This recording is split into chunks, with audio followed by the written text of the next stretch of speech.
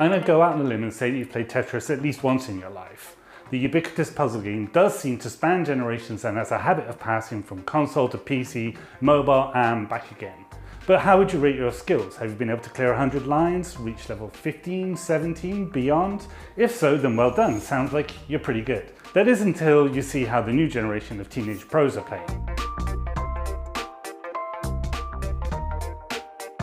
And for most of the game's history, even the top pros have been playing how you or I would. That's to say, using their thumbs on a controller to move the pieces left and right. After all, how else are you going to do it? As you know, the more lines you clear, the faster the game gets.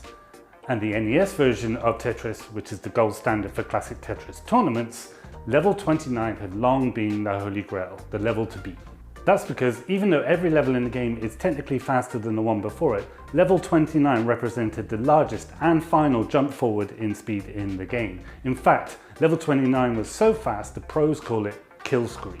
And for the longest time, that's just how it was. There were rumours that one legendary player, Thor Ackland, had managed to beat kill screen, but in a world before smartphones and streaming, there was no concrete evidence.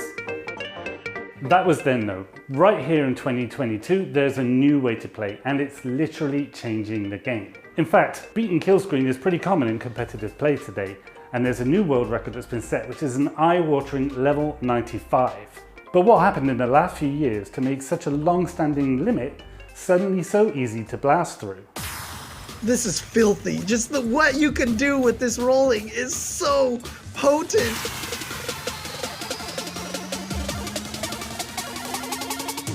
Before we dive into rolling though, first a quick history lesson. If you move the pieces with the D-pad holding your thumb down, that's technically called delayed auto shift, or DAS for short. And there are some pretty in-depth videos out there on YouTube which explain exactly how DAS works and why there's a hard limit at level 29. But for now, all you need to know is that DAS is basically the most overly technical way of saying hold the controller like you normally would. Over the years, players had experimented with different techniques to move the blocks faster, and this resulted in something called hyper-tapping. It was certainly a lot faster than DAS, but it didn't gain widespread popularity until 2018, when rookie player Joseph Saley beat 7-time world champion Jonas Neubauer using the technique. And before long, hyper-tapping would take over. 17-piece trap, there's the low double. bar! Boom! There it is! Tetris for Joseph! And yours! And we have a new Tetris world champion! 16-year-old Joseph Saley has done it! Saley's victory over Neubauer would be widely shared on YouTube and in turn kickstart a new wave of interest among younger players. So in 2018, there were only around I'd say under 10 hyper tappers in the world, honestly. And after the Joseph video, I think 2019 was the big boom of hyper tapping. 16-year-old Christopher Cheese Martinez was one of this new wave of hyper tapping pros, but he'd actually go on to be famous for pioneering a new technique, rolling. So what is it and exactly how does it work? I can't remember what player it was, but they would alternate, or they would shake their controller. It's I have an NES controller. They would put their thumb down and they would hit on the bottom and the top into their other thumb, and you would get two inputs with the same motion pretty much. So I kind of took inspiration from that in late 2020, and rolling became a thing, and now everyone's learning that.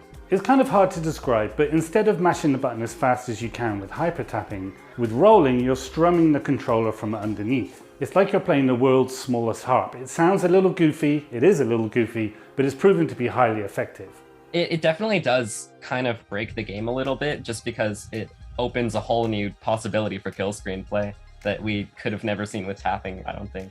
Cheese might be understating when he says it breaks the game slightly. As more and more players have adopted the technique, records have been tumbling and with increased regularity. Hyper-tapping allowed a lot of players to achieve the much coveted million points. And in fact, some players were able to beat that, but any score between 1 and 1.4 million probably would have been enough to put you in the top 10 players of all time.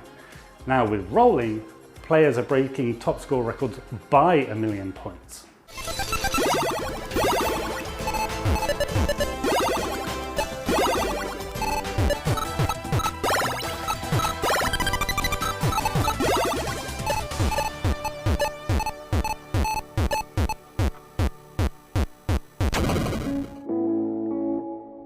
These days, level 29 no longer represents the end of the game. In fact, you might argue it's the new starting point, because rolling has blown open what is possible with the game, which isn't bad for a title that's nearly 40 years old.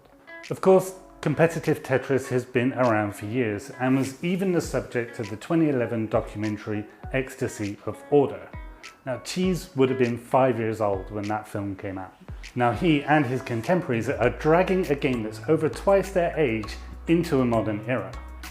And Adam Cornelius, director of Ecstasy of Order and co-founder of the Tetris World Championships, believes that rolling is only going to make the game even more exciting to watch. Tetris is more on people's minds, more a part of the gaming universe now than it's been in a long time. It's going the way of like an Olympic sport. You know, when you watch an Olympic sport, you don't watch an Olympic sport to see someone beat everyone else by double. You're seeing people winning by these tiny, tiny, tiny margins that are almost imperceptible. I think that's where Tetris is headed, where the players are all going to converge on a point where they all play exactly the same, and there is one ideal way to play, and we're witnessing them try to just push it a little bit further every year.